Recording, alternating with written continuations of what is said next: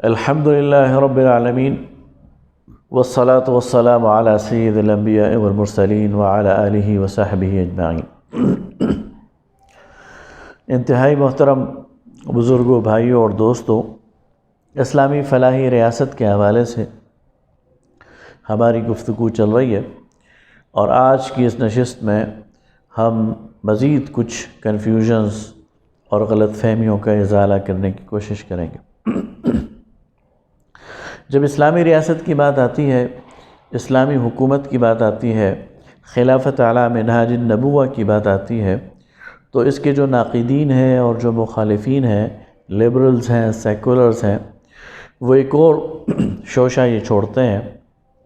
کہ یہ وہ ریاست ہوگی جس میں شاید لوگوں کو کوئی خاص وضع قطع اختیار کرنے پر مجبور کر دیا جائے گا۔ ان کی داڑھیاں بڑھائی جائیں گی، انہیں اونچے پائنچے پہننے پر مجبور کیا جائے گا، اور خواتین کو چہرے کا پردہ کرنے پر پابند کیا جائے گا۔ لوگوں کو زبردستی پکڑ کر مسجدوں میں لے جایا جائے گا اور ان سے زبردستی نماز پڑھائی جائے گی۔ اور یہ وہ ریاست ہوگی جہاں فنون لطیفہ کی کوئی قدر نہیں ہوگی، آرٹ اور کلچر کی کوئی قدر نہیں ہوگی، اور کھیل اور کود کے کوئی مواقع وہاں پر نہیں ہوں گے۔ ایک بار پھر یہ کہہ دوں کہ بدقسمتی سے اس پروپیگنڈے کو ہوا دینے میں ہمارے اپنے کچھ لوگوں کا بھی ہاتھ ہے، جنہیں جب موقع ملا تو انہوں نے ایسی مسخ شدہ ایک تصویر پیش کرنے کی کوشش کی جس سے پوری دنیا کے اندر اسلام کے حوالے سے لوگوں کا جو خوف ہے اور ان کے اندر جو اسلام کے حوالے سے جو نیگیٹو پروپیگنڈا ہے اس کو تقویت ملی۔ اسلام کا اگر غور سے جائزہ لیا جائے، نبی کریم صلی اللہ علیہ وسلم کی پاکیزہ سنت کو اگر دیکھا جائے تو یہ چیزیں اسلام سے لگا نہیں کھاتی۔ اسلامی حوالے سے جب ہم بات کریں گے تو حضرت حسن بصری کا قول ہے، بعض لوگ کہتے ہیں یہ حدیث ہے، لیکن زیادہ صحیح بات یہ ہے کہ یہ حضرت حسن بصری کا قول ہے کہ لیس الایمان بالثمن ولا بالتحلی ولكن هو ما وقر في القلب وصدقه العمل۔ ایمان یہ نہیں ہے کہ کوئی خاص وضع، ایمان یہ نہیں ہے کہ کوئی اس کی تمنا کرے، اور ایمان یہ بھی نہیں ہے کہ انسان کوئی خاص وضع قطع اختیار کرے، بلکہ یہ تو وہ پختہ عقیدہ ہے جو انسان کے دل میں جاگزی ہوتا ہے اور عمل سے اس کی تصدیق ہوتی ہے۔ لہٰذا اسلام کسی خاص وضع قطع کا نام نہیں ہے، کسی خاص لباس کو پہننے کا نام نہیں ہے، کوئی خاص شکل اور صورت اختیار کرنے کا نام نہیں ہے، بلکہ اول درجے میں یہ ایک عقیدہ ہے، کانسیپٹ ہے، اور پھر اس عقیدے کو اپنے دل کی گہرائیوں میں جاگزی کرنا ہے، اور اس کے مطابق پھر اپنے عمل کو اس کے مطابق ڈھالنا ہے اور اس عقیدے کے تقاضوں کو پورا کرنا۔ بہت ساری غلط فہمیاں ایسی ہیں جو تہذیب اور تمدن کا فرق نہ سمجھنے کی صورت میں لاحق ہوتی ہیں، اور بدقسمتی سے آج ہمارے اندر ایک بہت بڑا دیندار طبقہ ایسا ہے جو تہذیب اور تمدن کے اس فرق کو نہیں سمجھتا، اور بعض چیزیں وہ لاگو کرنے کی کوشش کرتا ہے جس کا آج کے حالات اور وقت سے شاید کوئی تعلق نہ ہو۔ اسلام ہمیں یاد رکھیے تہذیب فراہم کرتا ہے، اور تہذیب کا مطلب ہے کہ زندگی گزارنے کے اصول، ان اصولوں کے مطابق ہر دور میں اور ہر علاقے میں مختلف تمدن وجود میں آتے ہیں، اور تمدن کو آپ کلچر کہہ سکتے ہیں۔ گویا اصول تو آفاقی ہیں، اصول تو ناقابل تردید ہیں، ناقابل تنسیخ ہیں، ناقابل تبدیل ہیں، لیکن ان اصولوں کے نتیجے میں بننے والا تمدن وہ آج سے 1400 سال پہلے کچھ اور تھا، آج کچھ اور ہے۔ عرب کا تمدن کچھ اور ہوگا، ایران کا تمدن کچھ اور ہوگا، اور بر صغیر پاک و ہند کا تمدن کچھ اور ہوگا۔ میں اس کی مثال دیتا ہوں۔ اسلام نے حلال اور حرام کے اصول قائم کیے۔ ان اصولوں کے مطابق ہر قوم کا اپنا ذوق غذا ہے، ہر قوم اپنے لیے کچھ خوراک پسند کرتی ہے۔ مثلا بر صغیر کے جو لوگ ہیں وہ گائے کے گوشت کو پسند کرتے ہیں، لہٰذا یہ ان کا ایک تمدن کا حصہ ہے۔ عرب کے لوگ اونٹ کے گوشت کو پسند کرتے ہیں، لہٰذا یہ ان کا تمدن ہے۔ گویا ہر علاقے کے لوگ اپنے خاص غذا اختیار کر سکتے ہیں۔ حلال اور حرام کے اصول بہرحال انہیں اسلام سے لینے۔ اسی طرح اسلام ہمیں اصول فراہم کرتا ہے لباس کے، ستر کے، پردے کے۔ لباس کے ان اصولوں کے مطابق اور ستر کے ان اصولوں کے مطابق اور پردے کے ان اصولوں کے مطابق ہر قوم کا اپنا ذوق لباس ہو سکتا ہے۔ عرب لوگوں کا ذوق لباس وہ مختلف ہے، اور ہند اور پاکستان کے لوگوں کا ذوق لباس وہ بالکل مختلف ہے، اور ترکی اور ایران ان کے رہنے والوں اور باشندوں کا ذوق لباس وہ بالکل مختلف ہے، اور آج یورپ اور امریکہ کے اندر رہنے والے مسلمانوں کا ذوق لباس وہ بالکل مختلف ہے۔ لہٰذا اگر آج یورپ میں اور امریکہ میں کوئی مسلمان پینٹ شرٹ پہنتا ہے، 3 پیس سوٹ پہنتا ہے، تو ہم اسے غیر اسلامی نہیں کہہ سکتے۔ اگر یہ لباس ستر کے تقاضے پورا کرتا ہے تو یہ یعنی اسلامی لباس ہے اور ان لوگوں کے کلچر کے مطابق ہے، اور وہ اس کو اپنا سکتے ہیں اور اس میں کوئی حرج نہیں ہے۔ اسی طرح یورپ کے لوگ انگریزی زبان بولتے ہیں۔ اب یہ زبان ان کی مادری زبان ہے، یہ ان کے لیے مقدس زبان ہے، وہ اس میں زیادہ اظہار خیال کر سکتے ہیں، لہٰذا ہم اس زبان کو بھی برا نہیں کہہ سکتے۔ اس زبان کے ساتھ جو مغربی تہذیب ہے ہم اس پر تنقید ضرور کریں گے، لیکن چونکہ یہ وہاں کے مسلمانوں کی زبان ہے، وہاں کے مسلمان اس کو اپنے لیے اظہار رائے کے لیے اس کو اپناتے ہیں، لہٰذا ہم ان پہ یہ پابندی نہیں لگائیں گے کہ وہ انگریزی زبان چھوڑ دیں اور کوئی اور زبان اختیار کریں۔ لہٰذا تہذیب اور تمدن کا یہ فرق نہ سمجھ کر ہم بعض اوقات کوئی خاص وضع، کوئی خاص لباس لوگوں پر مسلط کرنے کی کوشش کرتے ہیں، جو کہ کسی بھی طرح سے درست نہیں ہے اور نہ ہی اسلام کا تقاضا ہے۔ اسی طرح اطاعت اور اتباع کا جو فرق ہے اس کو بھی نہ سمجھ کر بعض لوگ جو ہیں وہ غلط نتیجے پہ پہنچتے ہیں۔ اللہ تعالیٰ نے اور اللہ کے رسول صلی اللہ علیہ وسلم نے جو شریعت دی ہے اس میں احکام کی درجہ بندی ہے۔ ان میں سے احکام کی ایک نوعیت تو یہ ہے کہ جن کی اطاعت لازمی ہے، جن میں ہمیں کوئی اختیار حاصل نہیں ہے، ان کی ہم نے بے چوں چرا اطاعت کرنی ہے، اور یہ اطاعت دین کا تقاضا ہے، شریعت کا تقاضا ہے۔ مثلا جب نماز کا وقت آئے تو نماز پڑھنی ہے، اور اس میں ہمارے پاس اپنا اختیار نہیں ہے کہ ہم نہ پڑھیں سوائے عذر کے۔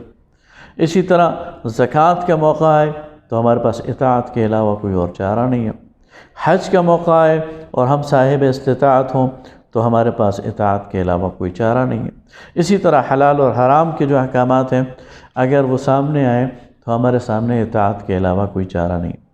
لیکن اعمال کا ایک بہت بڑا دائرہ ایسا ہے جس کا تعلق اطاعت سے نہیں بلکہ اتباع سے ہے۔ اتباع کہتے ہیں پیروی کو، اور اس کے لیے دل کی آمادگی چاہیے، اس کے لیے محبت چاہیے، اس کے لیے نبی کریم صلی اللہ علیہ وسلم سے ایک تعلق چاہیے۔ اب دل کی یہ آمادگی نہ ہو اور یہ تعلق نہ ہو اور آپ کسی کو زبردستی پکڑ کر وہ عمل کرائیں تو اس عمل کے پیچھے جو مقصد ہے وہ فوت ہو جاتا ہے۔ اس لیے نبی کریم صلی اللہ علیہ وسلم کی جو عادات مبارکہ تھیں، آپ صلی اللہ علیہ وسلم مثلاً مسواک کیا کرتے تھے، آپ صلی اللہ علیہ وسلم مثلاً دائیں کروٹ لیٹا کرتے تھے، آپ صلی اللہ علیہ وسلم ایک خاص انداز سے چلا کرتے تھے، آپ صلی اللہ علیہ وسلم کو بیٹھنے میں ایک خاص انداز پسند تھا، آپ صلی اللہ علیہ وسلم کو سر پر اوڑھنے کے لیے ایک خاص لباس آپ کو پسند تھا، آپ صلی اللہ علیہ وسلم کے چہرے مبارک پر داڑھی تھی۔ یہ ساری چیزیں یہ اتباع کا تقاضا کرتی ہیں۔ یہ محبت سے کی جائیں تو فائدہ مند ہیں، یہ اخلاص سے کی جائیں تو فائدہ مند ہے، اور اگر یہ زبردستی کرائی جائیں تو ان کا کوئی فائدہ نہیں ہے۔ لہٰذا یہ چیز اس کو ذہن میں رکھتے ہوئے اتباع کے اس تصور کو ہم یہ کہیں گے کہ اسلامی ریاست کسی کو داڑھی رکھنے پر مجبور نہیں کرے گی، یہ ضرور بتائے گی کہ نبی کریم صلی اللہ علیہ وسلم کی پاکیزہ سنت ہے، لوگوں کو آمادہ کرے گی، لوگوں کو ترغیب دے گی، لیکن کسی کو زبردستی اس کام پر مجبور نہیں کرے گی، ورنہ اس کا مقصد فوت ہو جائے گا۔ اسی طرح نبی کریم صلی اللہ علیہ وسلم نے جو پاکیزہ سنتیں دی ہیں ان کو اپنانے کی ترغیب تو دی جائے گی، ایسا ماحول تو بنایا جائے گا کہ لوگ نبی کریم صلی اللہ علیہ وسلم کو زیادہ سے زیادہ فالو کریں۔ اور یاد رکھیے کہ نبی کریم صلی اللہ علیہ وسلم کی شخصیت اتنی اٹریکٹیو ہے اور اتنی شاندار ہے، اتنی عظیم الشان ہے، اس کے اندر اتنی کشش ہے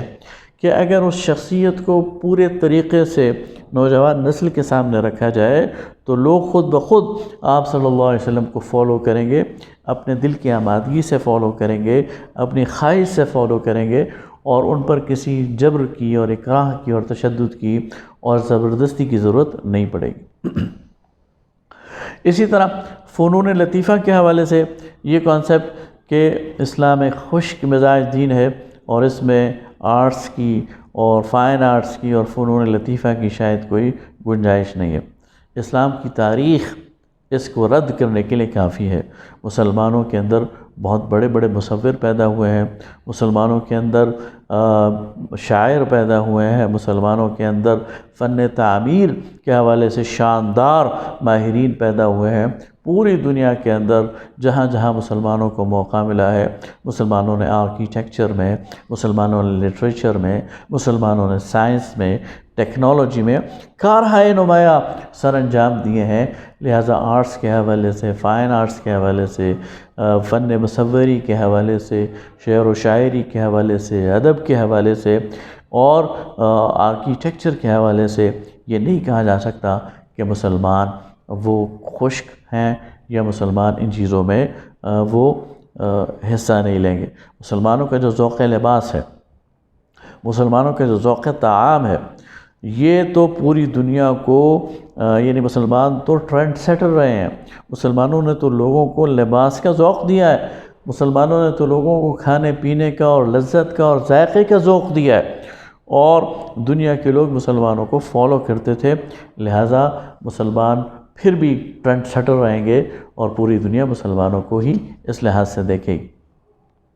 کھیل کود کے حوالے سے بھی یہ بات بالکل ہی غلط ہے کہ مسلمان اور اسلام یا اسلامی ریاست وہ کھیلوں میں دلچسپی نہیں لے گی۔ نبی کریم صلی اللہ علیہ وسلم کے دور میں مدینہ منورہ کے باہر ایک کھلا میدان تھا، آپ صلی اللہ علیہ وسلم کی ہدایات پر اس میں وقتاً فوقتاً مختلف کھیلوں کے مقابلے منعقد ہوتے تھے، اور حضرت علی کرم اللہ وجہہ کو نبی صلی اللہ علیہ وسلم نے اس کا انچارج مقرر کیا ہوا تھا، اور آپ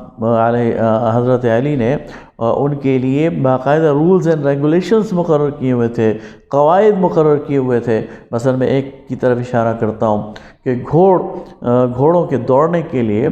حضرت علی رضی اللہ تعالیٰ عنہ نے جو رولز مقرر کیے تھے ان میں سے ایک رول یہ تھا کہ 3 بار تکبیر کی جائے گی اور تیسری تکبیر پر گھوڑوں کو چھوڑ دیا جائے گا اس کے لیے دوڑ کے لیے، اور دوسرا رول یہ تھا کہ جس گھوڑے کا کان آگے نکل جائے گا وہ گویا جیت جائے گا۔ اسی طرح آج کے دور میں کرکٹ ہے، ہاکی ہے، بیڈمنٹن ہے، اسی طرح فٹ بال ہے اور جتنے بھی معروف کھیل ہیں ان سب کو اپنایا جائے گا، ان کی ٹیمیں بنیں گی اور وہ کھیلیں گے، ان کو کھیل کے پورے مواقع اسلامی ریاست میں فراہم کیے جائیں گے۔ تیر اندازی ہے، گھڑ سواری ہے، سوئمنگ ہے، یہ ساری چیزیں ان میں مسلمان پوری دلچسپی لیں گے۔ اور اس میں خاص بات یہ ہے کہ کھیل اور یہ تفریح کے جو مواقع ہیں یہ صرف مردوں کے لیے نہیں ہوں گے، بلکہ خواتین کو بھی ان کا پورا حصہ دیا جائے گا۔ نبی کریم صلی اللہ علیہ وسلم کے حوالے سے وہ روایت بڑی دلچسپ ہے کہ نبی صلی اللہ علیہ وسلم کے حوالے سے 2 مرتبہ آتا ہے کہ آپ صلی اللہ علیہ وسلم نے ام المومنین حضرت عائشہ صدیقہ رضی اللہ تعالی عنہا کے ساتھ دوڑ لگائی، اور ایک مرتبہ آپ صلی اللہ علیہ وسلم جیتے، دوسری مرتبہ حضرت عائشہ صدیقہ رضی اللہ تعالی عنہا جیتی۔ ایک اور مرتبہ آتا ہے کہ مسجد نبوی کے صحن میں افریقہ سے آئے ہوئے کچھ لوگ وہ کرتب دکھا رہے تھے، وہ کچھ جمناسٹک کر رہے تھے، کچھ کھیل کود کر رہے تھے۔ حضرت عائشہ صدیقہ رضی اللہ تعالی عنہ کی خواہش ہوئی اسے دیکھنے کی، تو نبی صلی اللہ علیہ وسلم دروازے کے سامنے کھڑے ہوئے اور آپ صلی اللہ علیہ وسلم کی کندھے کے پیچھے حضرت عائشہ صدیقہ رضی اللہ تعالیٰ عنہا نے وہ سارا منظر دیکھا اور اس کو انجوائے کیا، اور آپ صلی اللہ علیہ وسلم اس وقت تک وہاں کھڑے رہے جب تک کہ وہ پیچھے نہ ہٹ گئیں، یعنی ان کی جب تک ان کا دل نہ بھر گیا دیکھنے سے آپ صلی اللہ علیہ وسلم راستے سے ہٹے نہیں۔ تو اس سے اندازہ ہوتا ہے کہ خواتین کے لیے پورا مواقع ہوں گے۔ ہاں یہ بات ٹھیک ہے کہ اسلام ستر کی حدود بتاتا ہے، اسلام مخلوط محفلوں سے منع کرتا ہے، اسلام پردے کے حوالے سے احکامات دیتا ہے، تو خواتین کو یہ جتنی بھی فیسلٹیز حاصل ہوں گی ان آداب کے اندر، ان قیود اور حدود کے اندر حاصل ہوں گی۔ ان کے لیے الگ اسٹیڈیمز ہوں گے، ان کے لیے الگ کھیل کود کے پارکس ہوں گے، فیملی پارکس ہوں گے، وہاں پر انہیں آزادی ہوگی، وہ اپنے مقابلے بھی کر سکتی ہیں، وہ ہر قسم کے کھیل بھی کھیل سکتی ہیں، اور وہ تمام دلچسپیاں قائم رکھ سکتی ہیں جو کہ ان کی صحت کے لیے، ان کی تفریح کے لیے، ان کی دلچسپی کے لیے ضروری ہیں۔ لہذا اسلامی ریاست وہ آج کے دور کی ایک پروگریسو ریاست ہوگی، ایک ماڈرن ریاست ہوگی، اسلام کے آفاقی اصولوں کے مطابق عمل کرتے ہوئے دنیا کے تمام ریاستوں سے مقابلہ کرتے ہوئے تعمیر اور ترقی کے ہر میدان میں آگے ہوگی، اور عملاً ثابت کرے گی کہ اسلام پر عمل کرنے سے انسان پیچھے کی طرف نہیں جاتا، آگے کی طرف جاتا ہے۔ وآخر دعوانا ان الحمد للہ رب العالمین۔